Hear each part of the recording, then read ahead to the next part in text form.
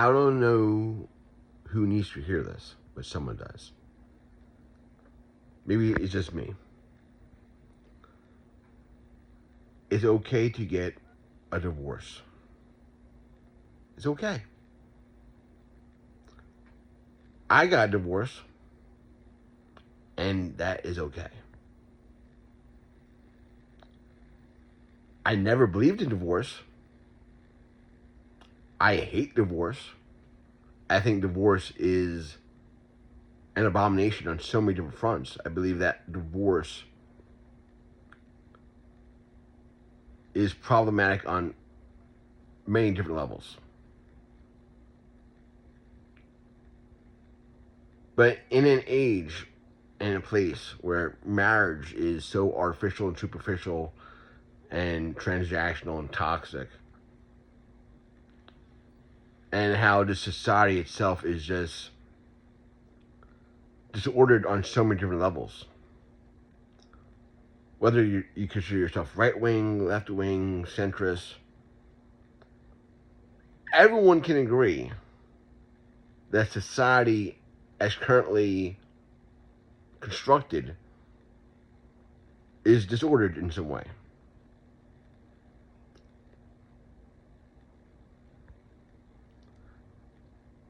And that's one of the reasons why I love learning. I love just learning about things. I just learn. I'm actually watching something on YouTube right now. Let me read the title. It's Tom Holland. Tom Holland is a British historian that I listen to, and he has this podcast called "The Rest Is History," or the rest is history. And he's a interesting dude, and I like watching some of his stuff. I'm actually like watching an interview of him on another podcast back in 2020.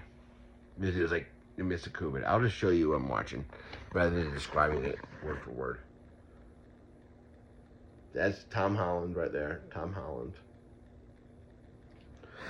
And he's on the Glenn Scrivener Speak Life podcast. So, but yeah, you learn. Learn. That's what life is about. And I strive to be as authentic and as transparent as possible for myself. To see perceived contradictions within myself intrigues me, because I can hold two beliefs that seem to contradict each other, yet I still hold them, and I accept both as true, and I'm intrigued on how that can work. So it makes me discover myself even more. I'm always learning, I'm always thinking, I'm always trying to say, okay, this makes sense. What's the third truth that can make sense of those two truths? Like, I'll give you an example.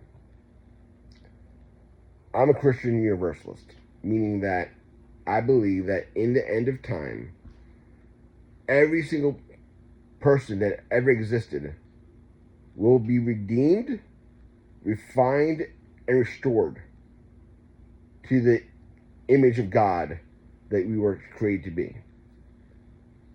And I believe that the story of history and life and everything, like this crazy world we live in, is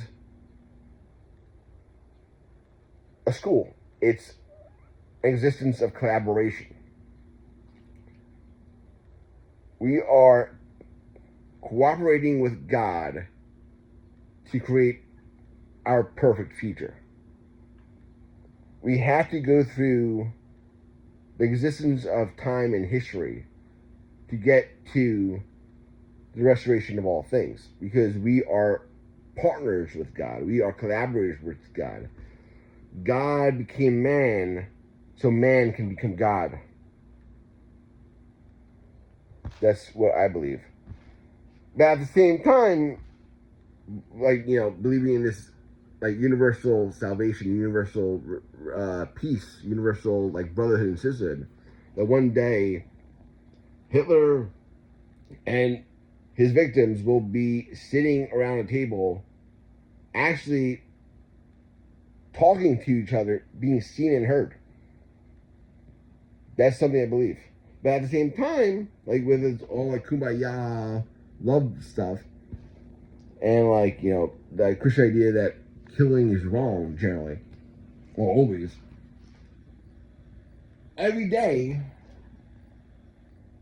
I celebrate a murderous ambush. When I listen to the Boys of King Michael every single day and pumps me up, and is extremely healthy for me because it gives me a life. But in actuality, the King Michael ambush was a murderous ambush on government officials. Just think about that. Like, just today, I can legit go on Google the Aussies that were killed during the Kilmarnock ambush, and today the British police law enforcement establishment consider these people honorable law enforcement agents, like police officers, who were ambushed by a group of, like, gang members and murderers and terrorists. Now, I reject that narrative, and I love the Boys with Michael, and if I was around then, I would be a part of Tom Barry's flying column. I if I could have, I would have been with Tom Barry November 20th, 1920. No, November 28th. Why did I say 20th? November 28th, 1920. I would have been with Tom Barry.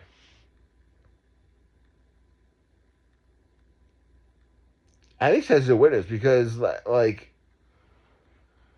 that whole thing, that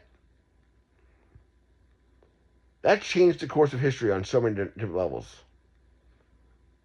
and it also inspired a song, which is central to my self-care routine. Again, this is just me rambling, but yeah, I am a single bachelor, and I'm loving it. And whoever my life partner is, if I find a life partner, or if I find a girlfriend, or whatever, they will have to deal with me like who I am, because I'm authentic, I'm happy, I'm loving life. But yeah, I am who I am. I will not apologize for being who I am.